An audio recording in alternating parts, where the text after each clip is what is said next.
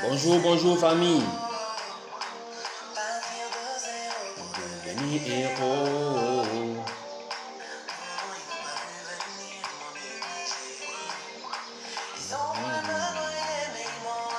À pécher. On vient de voir les défauts. À cause de mes fautes. Petite source d'inspiration ce matin. Bonjour famille, j'espère que vous vous portez bien. Tambla Karamoko, créateur de la plateforme TAM Interconnexion. TAM Interconnexion, plateforme qui a été mise en place pour réunir les demandeurs d'emploi et les pourvoyeurs d'emploi en vue de faciliter, en vue de concourir à la facilitation de l'insertion des jeunes en milieu professionnel. Déjà, dans un premier temps, on va vous recommander de cliquer sur le bouton s'abonner parce que nous sommes sur notre chaîne YouTube TAM Interconnexion. Donc, vous allez cliquer simplement sur le bouton s'abonner. Ensuite, vous verrez qu'il y aura une notification, une cloche qui va s'afficher. Vous cliquez sur la cloche. La cloche va vous ouvrir une fenêtre qui vous fera 3 propositions et choisissez de ces 3-là l'option toute. De sorte à ce que vous puissiez recevoir automatiquement des informations ou que vous soyez informés des publications qui seront faites sur la chaîne et que nous puissions véritablement rester interconnectés. Aujourd'hui, nous allons aborder un sujet très important, celui de l'éducation de nos enfants. Qu'est-ce qu'on constate aujourd'hui? La jeunesse d'aujourd'hui n'a rien à voir avec la jeunesse d'autrefois. Avant, jeunesse rimait avec respect, avec sagesse, avec discernement, avec considération des anciens, considération du droit d'aînesse. Hélas, aujourd'hui, il faut dire que c'est tout le contraire. Aujourd'hui, jeunesse rime avec irrespect, avec manque d'humilité, manque de sagesse, manque de considération des anciens. Eh bien, à qui la faute? À qui la faute? La faute incombe telle à nos parents, à l'État. Moi, je me pose des questions. C'est vrai, l'État a sa part. Il faut reconnaître que l'État a sa part. L'État, en tant que État, a pour objectif, a pour obligation d'encadrer sa population afin de nous conduire vers un objectif bien précis. Mais moi, personnellement, aujourd'hui, je voudrais parler de la responsabilité parentale, la responsabilité des parents. Parce qu'en mon sens, la responsabilité première incombe aux parents lorsque l'enfant échoue. Vous savez, l'Europe est là. L'Europe avec toute sa culture occidentale. C'est vrai, c'est bien beau. C'est vrai, c'est joli à voir. On est là, on est toujours en train de regarder les telenovelas. On est toujours en train de regarder des films. Et on nous fait croire que l'éducation occidentale est la meilleure. Mais regardez un peu la classe politique aujourd'hui en Côte d'Ivoire. Regardez les personnes qui dirigent le pays aujourd'hui. Mais ces personnes-là sont entre 50, 60 ans, 70 ans même pour certains. Mais ça veut dire que leurs parents étaient, la quasi-totalité de leurs parents étaient analphabètes. Mais comment des personnes qui ont été élevées par des personnes analphabètes qui n'ont même pas mis un pied à l'école ont pu aujourd'hui atteindre ce niveau-là, faire la fierté de leur région? Les gens s'identifient à eux. Ah, mais tiens, ce ministre-là, il est de ma région. Ah, les gens même avec fierté disent, non, celui-là, on est du même campement, celui-là, on est du même village, on est de la même ville.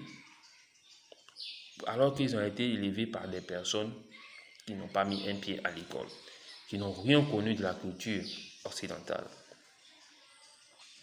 Alors qu'aujourd'hui, nous qui disons que nous sommes intellectuels, nous sommes cultivés, regardez un peu où vont nos enfants. Chers parents, il faut se réveiller. Il faut se réveiller. Vous allez voir des familles où un enfant de 5 ans impose un régime dictatorial à ses parents. Je vais prendre un exemple tout simple. L'enfant, il arrive, par exemple, il vous dit, papa, je veux 500 francs. Alors qu'il a 500, il a 5 ans. Papa, je veux 500 francs. Mais qu'est-ce que tu vas faire 500 francs? Mais là, tu viens de manger. Et puis le frigo, il est plein. La télévision, elle est là. Mais regarde la télé si tu veux manger quelque chose. Papa, je veux payer des bonbons. Mais tu veux payer des bonbons, mais il y a du yaourt dans le frigo, mais tu peux... Non, je dis que moi, je veux 500 francs parce que je veux aller acheter des bonbons. Et donc, le père lui dit, j'ai pas d'argent. Et dès que le père lui dit, j'ai pas d'argent, vous allez voir que l'enfant va commencer à crier jusqu'à s'égosiller. Et le père va dire, donnez-lui ces 500 francs, je vais respirer. Là, je suis fatigué, donnez-lui ces 500 francs. Donnez-lui les 1000 francs, là, il va partir. Ah, il n'a qu'à aller payer ce qu'il veut. Ah, je veux regarder ma télé, il n'a qu'à, donnez-lui son yaourt. Est-ce que vous comprenez? Mais vous, comment vous concevez la chose? Vous vous dites, c'est un enfant. C'est un enfant. Donc, c'est parce qu'il pleurait que je lui ai remis les 500 francs. C'est pas comme ça que l'enfant va concevoir la situation. L'enfant, pour lui, les 500 francs vont représenter une victoire. Victoire qu'il aura acquise par la force. Parce qu'il va se dire, c'est parce que je me suis imposé que j'ai pu avoir les 500 francs. Vous savez, les enfants, vous trouvez qu'ils sont petits, mais ils sont très psychologues. Vous allez voir un enfant qui fait certains caprices avec sa mère, alors qu'il n'a même pas le courage de les faire avec son père. Ou souvent, c'est avec le père qu'on est capricieux. Mais lorsque la mère dit non, l'enfant n'essaie même pas de pleurer, de pleurnicher. Parce qu'il sait que le non de la mère a toujours été non.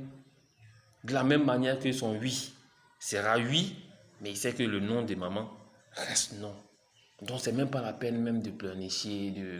Non. Quand la maman dit non, c'est non. Mais cet enfant-là, qui a pour habitude de s'imposer, 2 minutes après, il obtient toujours ce qu'il veut. Parce qu'il pleure. Et on dit que c'est un enfant. Non, laissez-le, c'est un enfant. Il ne sait pas ce qu'il fait. Mais cet enfant-là, qui a pour habitude de s'imposer, à 5 ans, à 6 ans, à 7 ans, mais un jour, cet enfant-là, il aura 18 ans. Il aura 19 ans. Il viendra vous demander quelque chose. Et vous lui demanderez, patiente l'année prochaine. Parce que vous ne serez pas en mesure de satisfaire sa demande. Est-ce que vous êtes sûr qu'il pourra patienter? Pendant qu'il avait 2 ans, il s'imposait. À 18 ans, 19 ans, où il est homme, où il a la possibilité de renverser une table, où il a la possibilité de prendre un bois et vous taper, vous êtes sûr que en ce moment-là, vous pourrez le maîtriser. C'est en cela qu'on verra des enfants semer la terreur dans leur maison, où les parents deviendront comme des prisonniers. On voit des parents qui prennent le téléphone et qui appellent « Ah, petit frère, tu ne peux pas venir à la maison là. Ah, vraiment, ton fils là, il veut nous tuer ici. » Mais pourquoi c'est le petit frère on appelle? Pourquoi est-ce que tu appelles ton petit frère aujourd'hui? N'est-ce pas ton fils? Prends tes responsabilités. L'éducation commence quand l'enfant est petit, pas quand l'enfant devient adolescent. Devenu adolescent, il est déjà pratiquement un homme. Et les règles auxquelles il n'a pas été habitué depuis tout petit, c'est pas ça.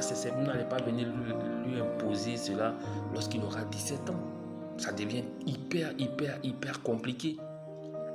Vous savez, je vais vous dire, chacun de nous voudrait avec fierté montrer son fils. Ah ben tu vois, la jeune dame qui vient de descendre de la voiture là, c'est ma fille, elle est avocate.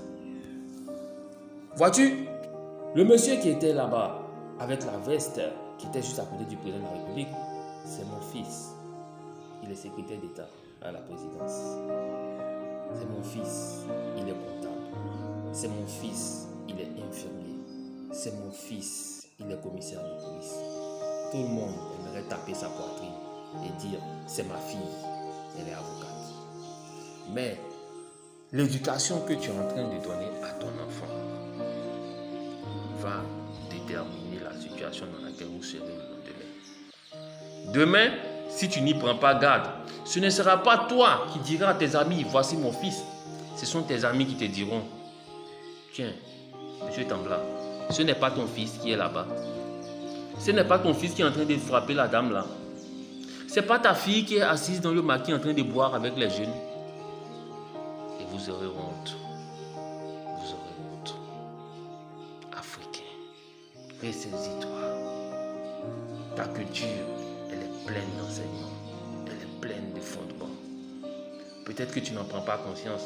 Raison pour laquelle tu es prêt à la troquer au profit d'une culture dont tu ne connais même pas les fondements. Ressaisis-toi. Le meilleur investissement qu'on puisse faire sur cette terre des hommes, ce sont nos enfants. Lorsque ton enfant a réussi, tu es fier. Vous savez, je vous ai toujours dit que TAM Interconnexion travaille pour la facilitation de l'insertion des jeunes en milieu professionnel. Mais un enfant qui n'a pas été bien éduqué, il ne pourra pas s'insérer dans la société parce qu'il manquera de repères. Ressaisissons. Ressaisissons. On va terminer tout simplement aujourd'hui avec cette citation de cet homme politique anglais, Winston Churchill, qui a dit que le succès, c'est d'aller d'échec en échec dans la vie, tout en sans perdre son enthousiasme. Restez connectés. TAM Interconnexion. Ciao.